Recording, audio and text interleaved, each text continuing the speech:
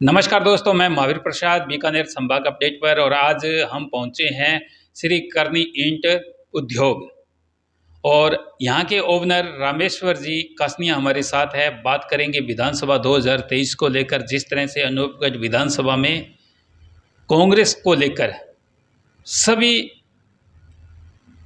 जनता इंतजार कर रही है कि कांग्रेस में इस बार किसे अपना सिंबल मिलता है। दावेदारों की बात करें तो बड़ी संख्या में दावेदार है, लगातार दिल्ली जयपुर की दौड़ लगा रहे हैं और अनूपगढ़ विधानसभा में आज तक कांग्रेस अपना खाता नहीं खोल पाई है। अपने बीच में कांग्रेस के वरिष्ठ कार्यकर्ता रामेश्वर जी कासनिया जी हमारे बीच में हैं। आज जिस तरह से भारतीय जनता पार्टी में भी बगावत के सुर देखने को मिले हैं, शिमला बावरी ने निर्णय लिया है कि आज़ाद चुनाव लड़ा जाएगा और भारतीय जनता पार्टी में एक बड़ी फूट भी सामने आई है। कहीं ना कहीं केएल नायक भी अपनी दावेदारी जता रहे हैं कि अगर सिंबल उन्हें नहीं मिला तो वो भी निश्चित तौर से चुनाव मैदान में आएंगे। रामेश्वर जी, बहुत बहुत स्वागत है आपका। नमस्कार महावीर जी, पहले तो मैं आपका आभारी हूँ कि आप मेरे पास आए और आप अपने चैनल पे मुझे बोलने का मौका दिया। और रही बात है पार्टी की, कांग्रेस की, तो ऐसा है कि अब की बार राजस्थान में कांग्रेस के सरकार मजबूती से है और दोबारा रिपीट होगी, 100 में से 100% होगी। गहलोत साहब ने बढ़िया काम किए है, अच्छी योजना लगाई है। चरणजीव बीमे की देख लो, 25 लाख कहीं भी नहीं है। और हेल्थ गरीबों के लिए सब कुछ मिल रहा है, राशन पानी भी दे रही है, बिजली में भी है, 2000 यूनिट लाइट भी किसानों को फ्री की है। कांग्रेस सरकार ने इतने सालों में पहली बार ऐसा बढ़िया काम किया है और आज तक बीजेपी ने ऐसा कोई काम नहीं किया। रामेश्वर जी, बात करें कि अनूपगढ़ विधानसभा में हमने देखा है, आपने भी देखा है कि कांग्रेस अपना खाता नहीं खोल पाई है। क्या इस बार लगता है कि कांग्रेस खाता खोलेगी, जिस तरह से भारतीय जनता पार्टी में इस बार बगावत के सुर आए हैं? देखो, अब की बार 100 में से 100% कांग्रेस का विधायक अनूपगढ़ विधानसभा से बनेगा। इसका सबसे बड़ा मैटर तो ये है कि गहलोत जी ने अनूपगढ़ को जिला घोषित किया। सबसे बढ़िया काम तो ये है, अभी जिला बन गया, सौगात दी है जिले की, तो उसका पार्टी को प्रॉफिट होगा। और दूसरी बात, पार्टी कांग्रेस पार्टी अब की बार मजबूत है अनूपगढ़ विधानसभा से, और इसमें कोई बगावत नहीं है। कैंडिडेट जो भी है, टिकट जिसको भी मिलेगी सिंबल पार्टी का, वो कैंडिडेट यहाँ से जीतेगा। ऐसा नहीं है कि जैसे कि भारतीय जनता पार्टी में फूट पड़ रही है महावीर जी, वैसे कांग्रेस में आपको अब की बार फूट देखने को नहीं मिलेगी। ये है, भारतीय जनता फूट पड़ती है, हर पार्टी में पड़ती है, पर अब की बार जो भारतीय जनता पार्टी ने पहल कर ली है फूट की डालने की, तो वो तो फूट डल गई। अब दूसरा तो कोई फूट डालेगा नहीं। और कांग्रेस में फिलहाल कोई फूट वाला सिस्टम नहीं है। जिस भी अपने टिकट मिलेगी दावेदार को, मजबूत दावेदार को टिकट मिलेगी। जो भी अपना दावा कर रहे हैं बढ़िया कर रहे हैं, और जो भी टिकटें मांग रहे हैं, मैं ये कहना चाहता हूं भी जो बढ़िया कैंडिडेट है दावा पेश कर रहे हैं, तो टिकट तो पार्टी अपने अनुसार जिसको सिंबल देगी उसका हर कार्यकर्ता स्वागत करेगा और उसके तन मन से उसके साथ लगेगा। कोई दिक्कत वाली बात नहीं है। अब की बार खाता खुलेगा, कांग्रेस का विधायक अनूपगढ़ विधानसभा से बनेगा। अच्छा, तो रामेश्वर जी, जिस तरह से हम लगातार देख रहे हैं सोशल मीडिया में कि भारतीय जनता पार्टी के जो पहली लिस्ट आई थी, लोकसभा सांसद भी उसमें कब बड़ी संख्या में आए थे, 7 लोकसभा सांसद, लेकिन सभी का विरोध है। तो क्या भारतीय जनता पार्टी कहीं ना कहीं पीछे चली गई? भारतीय जनता पार्टी पीछे चली गई। सबसे कारण तो बड़ा रह गया कि हमारे माननीय प्रधानमंत्री मोदी जी, कोई भी जो भी इन्होंने आज तक दावा किया सब झूठे किए हैं। और दूसरा सबसे बड़ा इनका वो हो गया, किसान वो कानून वाला विरोध वाला सबसे बड़ा इनका मुद्दा हो गया।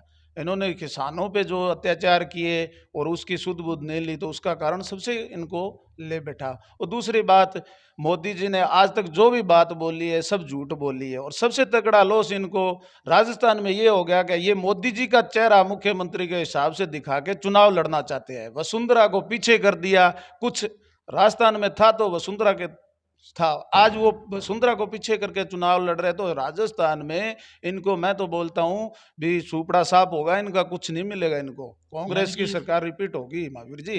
रामेश्वर जी, इस बार लग रहा है कि सभी जो दावेदार हैं, जिसको भी टिकट मिलेगा, सभी एक साथ होकर चुनाव लड़ेंगे। जी ये निश्चित है। जी, लड़ेंगे। अच्छा, तो अपने बात करें कि जिस तरह से केंद्र सरकार है, केंद्र सरकार ने 2013 के भाषण भी आपने सुने तो 2013 के भाषणों में और आज के हालात में कितना अंतर आ गया है? आज के और 2013 के भाषणों में रात दिन का अंतर हो गया है।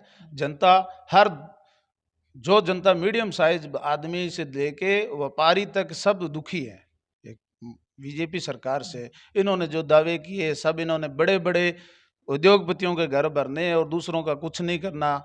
इन्होंने सबसे पहले देख लो आप, जब कांग्रेस की सरकार थी उस टाइम सिलेंडर था 350-400 रुपए, और ये यही मोदी जी भाषण दे रहे थे कि महंगाई आ गई, सिलेंडर इतना महंगा हो गया और कर गया। और आज वही देख लो, इनके बाद आज का देख लो जो 1200 रुपये में सिलेंडर मिल रहा है।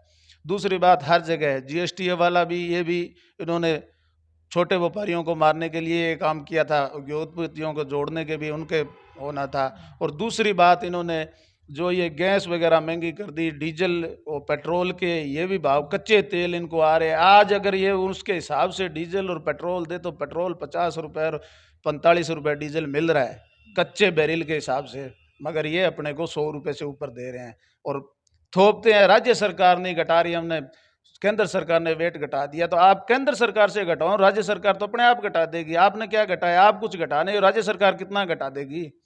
और सबसे बड़ी बढ़िया बात यह है कि कांग्रेस आनी चाहिए। मैं तो कहूँ सेंटर में भी कांग्रेस आएगी, ये दो राय नहीं है। जो राहुल गांधी ने भारत जोड़ो यात्रा निकाली है उससे बहुत फर्क है, मोदी जी को पता चल रहा है। तभी तो इनको सांसद से खारिज कर दिया, झूठे मुकदमे कर रहे हैं, ये बौखला गए हैं। और राजस्थान में मोदी जी आ रहे हैं, शाह जी आ रहे हैं, उनके सभा में उनके कुर्सियां तोड़ी जा रही है। शाह जी बोल रहे हैं ये तो गहलोत ने आदमी भेजे हैं, कुछ देर कुछ करके चले जाएंगे। तो ये उनके जब बड़े बड़े आ रहे हैं और मुख्य प्रधानमंत्री वो राजस्थान में भाग के आ रहा है, जैसे उसने मुख्यमंत्री बनना, वो छोड़ के मुख्यमंत्री बन जाएंगे यहाँ? ये बताओ। बीजेपी के बुरे हाल हो रहे हैं, बीजेपी की फूट है और बीजेपी को कोई नहीं चाहता, बस कुछ गिने चुने अंधे भगत है महावीर जी, और कुछ नहीं है बीजेपी में। अपने एक लास्ट सवाल है कि माननीय अशोक गहलोत और सचिन पायलट इस बार साथ में दिख रहे हैं, क्या वास्तव में मोहब्बत की दुकान अब एक मंच पर हो गई है? जरूर जी, जरूर होगी। अब कोई फूट नहीं है।